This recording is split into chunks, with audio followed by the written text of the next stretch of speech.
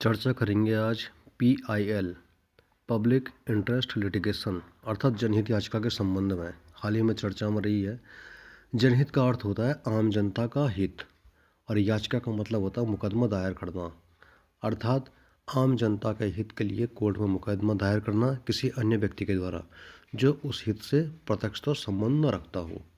जनहित का अर्थ होता है जैसे कहीं निर्माण कार्य चल रहा है, वहाँ पर हमें लगता है कि जो मजदूर हैं उनकी दशा ठीक नहीं है, या फिर निर्माण कार्य समाज के लिए सही नहीं है, या कहीं पर बहुत ज़्यादा प्रदूषण कोई फर्म कर रही है, या आतंकवाद का मुद्दा या सुरक्षा इत्यादि का मुद्दा है। इसके खिलाफ कोर्ट में अपील दायर करना, कोर्ट में याचिका दायर करना। जो जनहित याचिका पब्लिक इंटरेस्ट लिटिगेशन शब्द आया है, यह कहाँ से आया है? अमेरिका से। अमेरिका की न्याय प्रणाली से यह शब्द लिया गया है। और दूसरी बात, जनहित याचिका कहीं भी परिभाषित नहीं है, क्योंकि यह जो जनहित याचिका की अवधारणा है यह संविधान के माध्यम से अस्तित्व में नहीं आई है या किसी विद्वान के माध्यम से अस्तित्व में नहीं आई है। यह वास्तव में न्यायपालिका के द्वारा दी गई जनता को एक शक्ति है। जिस तरह से मौलिक अधिकार हमें संविधान के द्वारा शक्ति प्रदान करता है, उसी तरह से जनहित याचिका एक कोर्ट के द्वारा दी गई एक सुविधा है, न्यायपालिका के द्वारा दी गई एक सुविधा है। ठीक,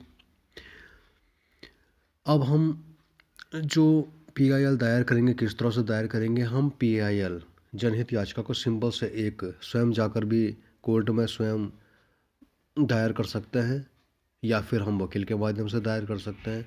सिंपल एक पत्र के माध्यम से, पोस्ट कार्ड के माध्यम से भी जनहित याचिका दायर की जा सकती है। इसकी जो फीस है मात्र 50 रुपये। दूसरा तथ्य इस संदर्भ में यह है कि जनहित याचिका सुप्रीम कोर्ट में प्रस्तुत की जा सकती है और उच्च न्यायालय में प्रस्तुत की जा सकती है। लेकिन सामान्यतः एक जो व्यवस्था बनी हुई है कि सबसे पहले उच्च न्यायालय में दायर की जाती है जनहित याचिका, और यदि यहाँ से खंडित हो जाती है तो फिर सुप्रीम कोर्ट में दायर की जा सकती है। हमारा संविधान का अनुच्छेद 39A ये नीतिनिर्देशक तत्वों से जुड़ा हुआ है। 39A कहता है कि निःशुल्क न्याय और विधिक सहायता की बात रखता है, तो इसके तहत हमें जनहित याचिका की शक्ति भी प्राप्त होती है अप्रत्यक्ष रूप से। सुप्रीम कोर्ट में अनुच्छेद 32 के तहत अप्लाई किया जा सकता है और उच्च न्यायालय में अनुच्छेद 226 के तहत अप्लाई किया जा सकता है, याचिका दायर की जा सकती है। यदि हम जनहित याचिका के भारत में इतिहास की बात करें तो 1979 में एक वकील थी कपिला हिंगोरानी, बहुत ही महत्वपूर्ण है कपिला हिंगोरानी, तो आप कपिल देव से रख सकते हैं, कपिला याद रख सकते हैं, कपिला हिंगोरानी।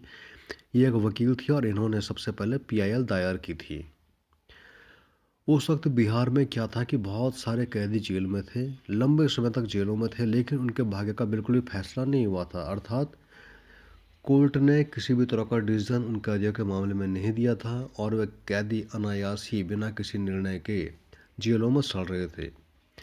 तो उसके बाद जो यह अपील दायर की गई, याचिका दायर की गई इन कैदियों के संबंध में कपिला हिंगोरानी के द्वारा, तो जस्टिस PN भगवती इनकी बेंच में यह फैसला सुनाया गया। PN भगवती जी ने क्या किया? सबसे पहले तो इस याचिका को देखा। यह याचिका नियमानुसार नहीं आई थी, क्योंकि इसमें जो पीड़ित पक्ष था वो कोई और था और जिसने अपील दायर की थी वो कोई और था। लेकिन फिर भी जस्टिस PN भगवती ने इसको स्वीकार किया और कहा कि हमें यह नहीं देखना चाहिए कि याचिका किस माध्यम से आई है, नियमानुसार है या नहीं, बल्कि हम यह देखें कि इसका कितना लोकहित है और इसका व्यापक लोकहित है। इसलिए जस्टिस PN भगवती ने इसको स्वीकार किया और उसके बाद कोर्ट ने कैदियों के पक्ष में फैसला सुनाया और वह फैसला कहा गया हुसैन आरा खातून मामला। तो क्वेश्चन भी आता है एग्ज़ाम में कि किस जस्टिस को, किस न्यायाधीश को PIL का जनक कहा जाता है?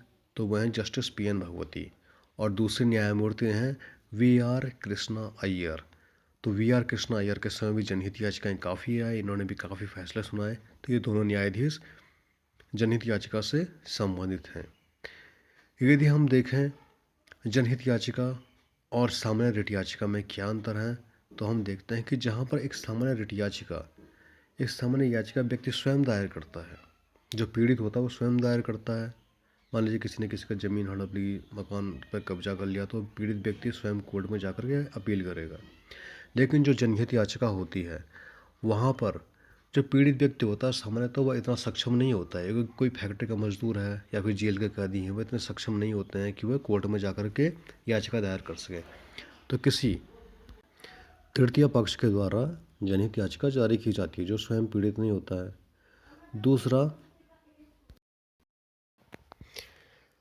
जहाँ रिट याचिका दायर करने में व्यक्ति का स्वयं का लाभ हित होता है, वहीं दूसरी ओर जनहित दायर करते समय समाज का हित सर्वप्रथम होता है।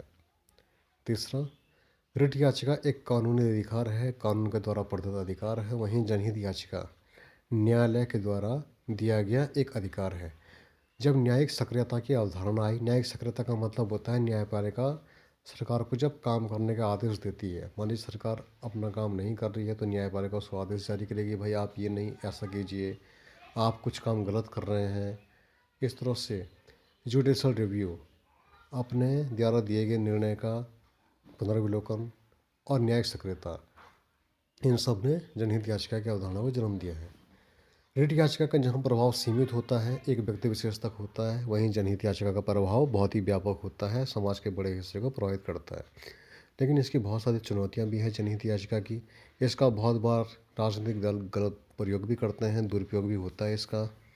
एक पूर्व हमारे अटॉर्नी जनरल थे सोली सोराब जी, उन्होंने इस संदर्भ में कुछ निर्णय दिए थे कि हम जनहित याचिका के संबंध में कुछ इस तरह का काम कर सकते हैं कि जिससे जनहित याचिकाएं सही तरह से और सही याचिकाएं हमारे पास आई। जैसे पहला, यदि कोई जनहित याचिका हमें संदिग्ध लगती है तो उसको तत्काल प्रभाव से खारिज कर दिया जाए। दूसरा, यदि कोई ऐसे मामले में जनहित याचिका आती है कि जो बहुत पुराने मामलों पर आ रही है, उसको भी खारिज कर दिया जाए। जैसे मान लीजिए सुभाष चंद्र बोस जी अब नहीं रहे, लेकिन कई बार उनको भारत रत्न दिए जाने पर भी विवाद होता है। यदि इस तरह की कोई जनहित याचिका आती है तो उसको भी खारिज कर देना जाना चाहिए। तीसरा, और यदि कहीं पर जनहित याचिका खारिज होती है तो ऐसे दशा में जो जनहित याचिका लाता है उस पर कुछ आर्थिक दंड लगाया जाना चाहिए।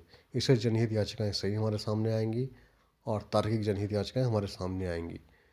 इसके अलावा न्यायिक अतिरेक, अर्थात जो जनहित याचिकाएं हैं, इसका संदर्भ में यह भी कहा जा रहा है कि यह न्यायपालिका को एक अतिरिक्त शक्तियाँ प्रदान कर रही हैं जो कि उसकी सीमा से बाहर है और कार्यपालिका के क्षेत्र में हस्तक्षेप कर रही हैं। लेकिन फिर भी एक व्यापक महत्व जनहित याचिकाओं का है क्योंकि जनहित के मुद्दे से जुड़ी हुई हैं। जैसे कि कोरोना काल में जब कोविड-19 का प्रकोप आया था, उसके बाद लॉकडाउन हुआ था, तो इसको भी जनहित याचिका के माध्यम से चुनौती दी गई थी। हालांकि बाद में कोर्ट ने कहा कि लॉकडाउन लगाना उस समय उचित था। इसके अलावा उस समय पीएम केयर्स फंड, लॉकडाउन से उबारने के लिए एक फंड गठित किया गया था ताकि सरकार लॉकडाउन के समय कुछ व्यवस्थाएं कर सके।